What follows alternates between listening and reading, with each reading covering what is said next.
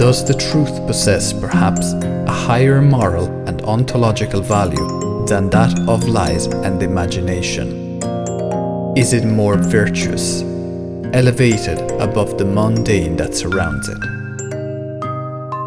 On the contrary, the only thing that mattered then was to have a story to tell, and that it would be worth telling.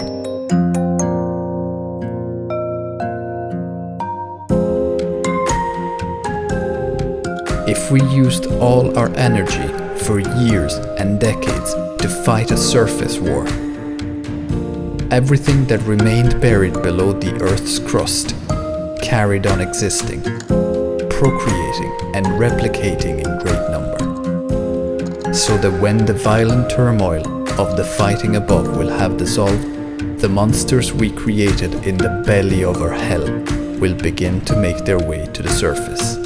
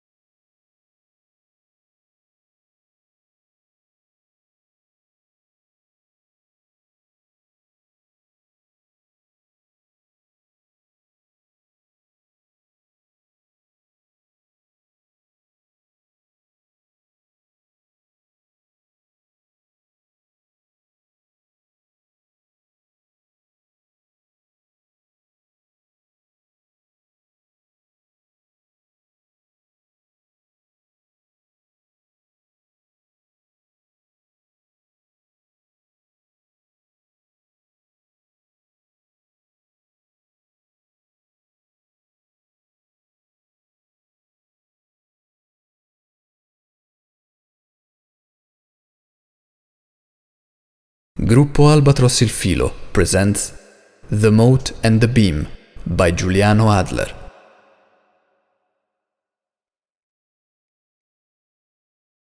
The expression the mote and the beam refers to the well-known parable that Jesus told during the Sermon on the Mount in the Gospel of Matthew, warning his followers of the dangers of judging others.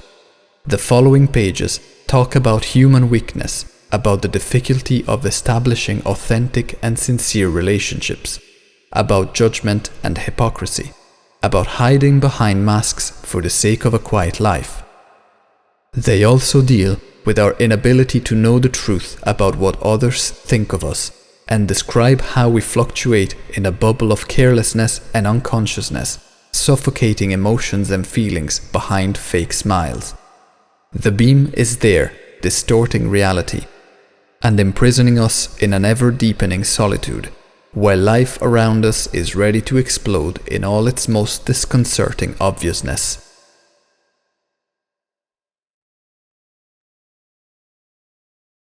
The end of the climb, the plateau, staying there at height, acclimating, wandering around, enjoying those mountain pastures like peaceful, silent herbivores, not looking for other ways, up or down, finding one's own height, the one corresponding to our specific weight, and even there, floating, meditating, wandering without looking for answers, without asking questions, or wondering where you are.